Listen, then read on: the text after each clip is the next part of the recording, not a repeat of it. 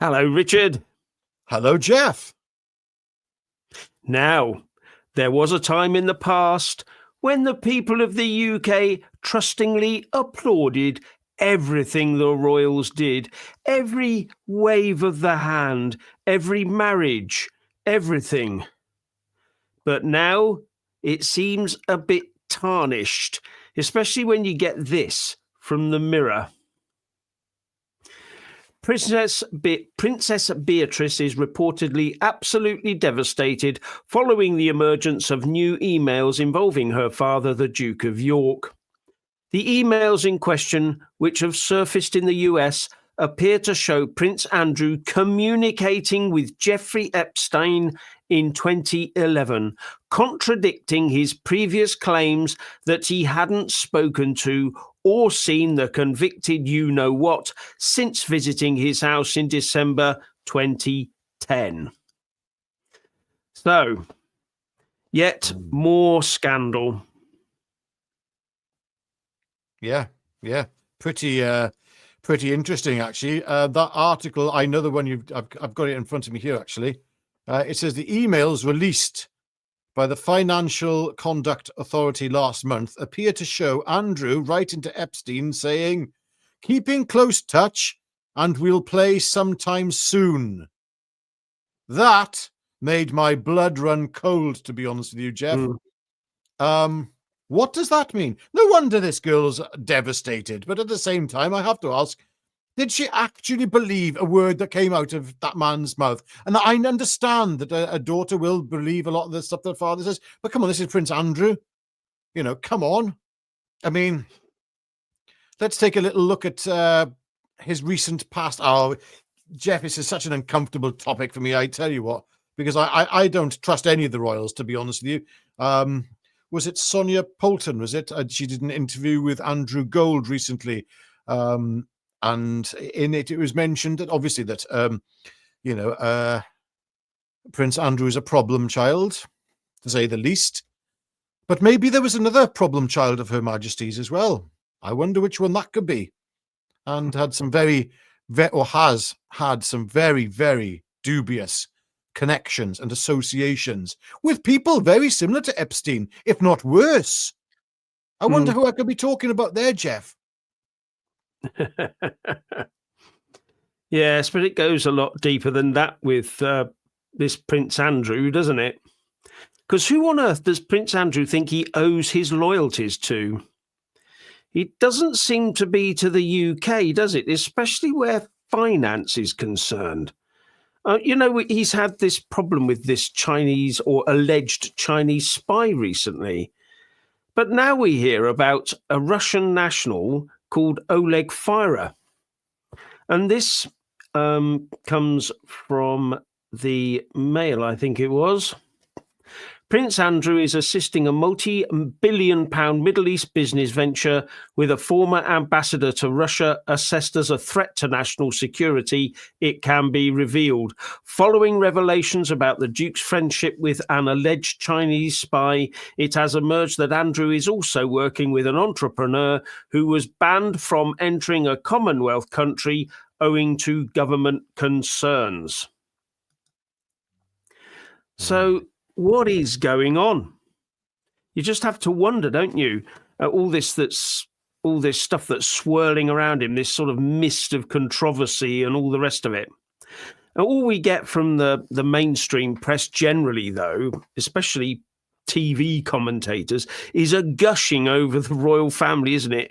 Gush, gush, gush. I'm wondering if they're sat there thinking, if I gush enough, I might get an OBE or something like that. I don't know. I just don't know how they think. But there does seem to be an awful lot of gushing from the press generally. They've always got the royal reporter, haven't they? Each one of them doing their gushing, hoping. And where's the king? Where is the king? Is he doing his job recently? I mean, has Parliament been dissolved? This country is in crisis, in complete crisis right now. And it appears as if the monarch, the constitutional monarch, is quite happy with it. He's not, complaining. I don't hear any complaints. I mean, maybe we wouldn't hear them, but There's that conversation that takes place every week, isn't there, Jeff, between His Majesty and Keir Starmer on a Wednesday, is it? Yeah, I think it's Wednesday afternoon. So they meet what used to be. I'm not sure what it is now. May still well be Wednesday afternoon. So they have a chin wag about the state of the nation. So I can imagine it. You haven't got them eating enough bugs yet, Mr. Starmer. Yes. Yeah.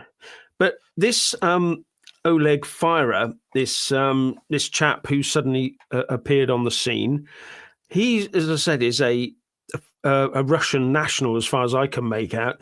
But he's got his own website, and here he says,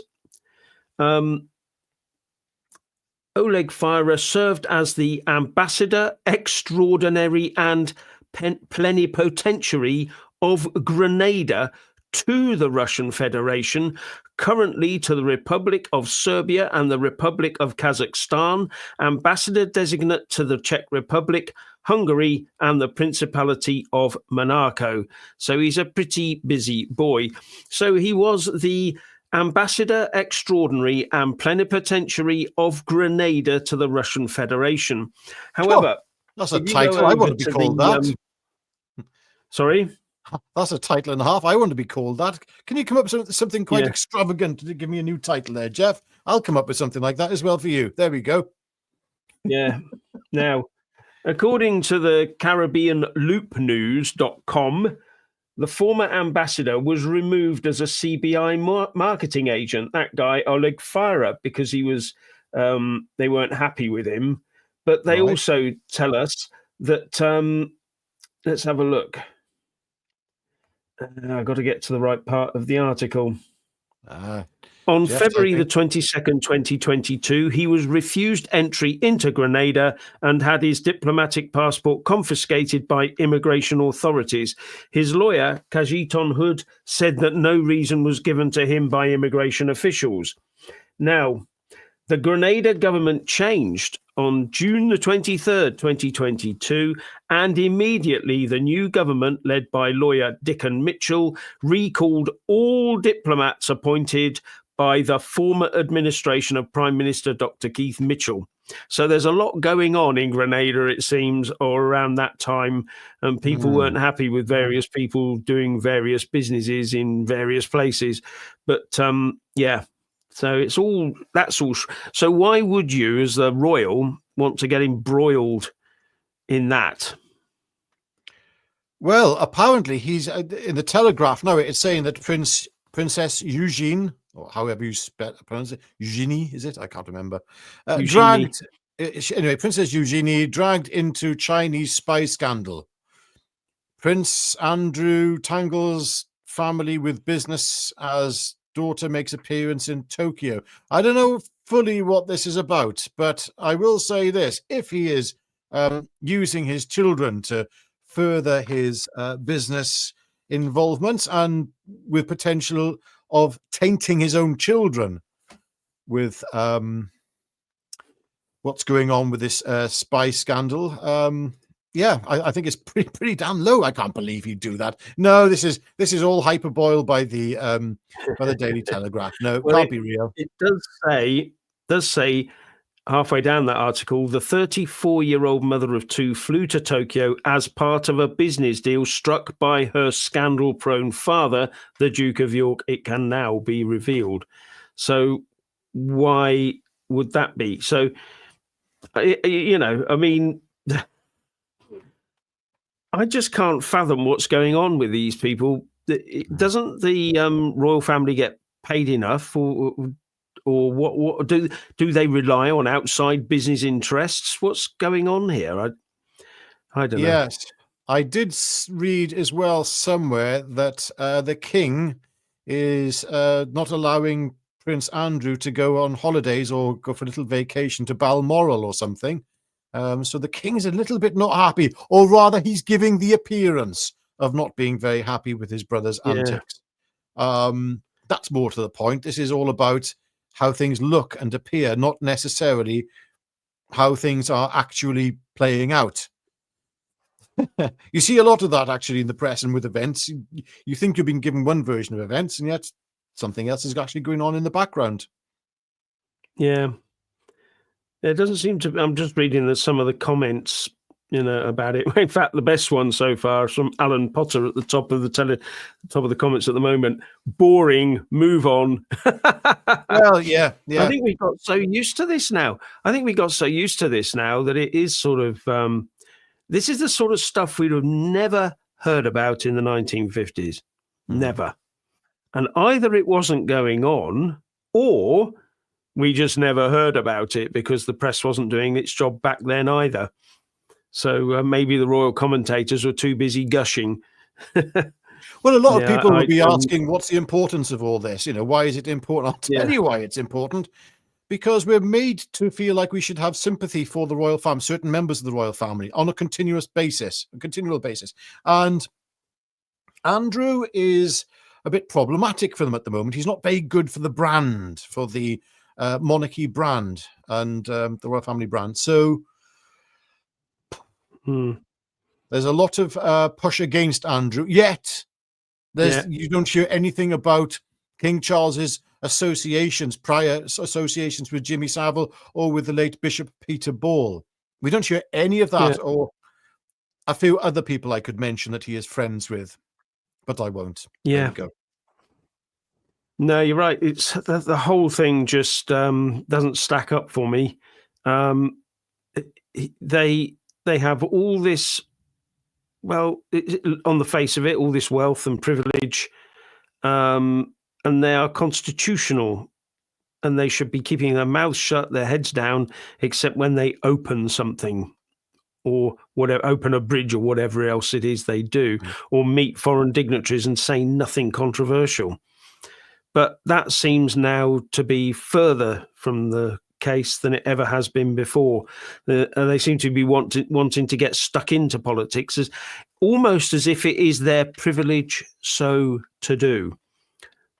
Yeah, not being voted in. They're meant to be constitutional royal family who say nothing, keep their mouth shut, never complain and never explain. That's what they should be doing. And keeping out of this sort of filthy, dirty, stuff that makes them look bad. Because if it makes them look bad, it makes us look bad. I think the time has come for this royal family to stand down. All of them. They don't serve. The king is not doing his job. The one thing the king should have done by now is step in with what's happened to this country with our political prisoners, with Keir Starmer. He should have stepped in. He didn't. Okay, fine. All right, well, so then in that case, just keep out of politics then, because the king, prior to becoming king, of course, prior to becoming our constitutional monarch, was very political, very much involved via the World Economic Forum. He didn't get directly involved in British politics, but he got involved with an overarching organization that does interfere with British politics and the way that this country is run. So, no, he has not kept out of politics. Has he removed himself, extrapolated himself completely from the World Economic Forum? Don't know. But his sons are still doing little bits and pieces with them, I think. So, who knows? It's just all wrong. There we go, Jeff. Yeah, I think we've done that one. Yeah. So all I can really say is that it's just disappointing to me, as someone who believes in a constitutional monarchy, because I just think a presidency you'd end up with President Blair, President Cameron, President May, and all the rest of it. So I just don't think that is the right route for us. But we need a royal family that is going to play that constitutional game and play it properly. Okay, fair enough. Yeah. But why does it have to be this specific family, this hereditary family? Yeah, I know. That's the question. Historically, we've had many changes in royal families. So, I mean, Yeah. But there you go. And on that note, I'm going to say it's goodbye from me. And it's goodbye from him. Goodbye. Goodbye.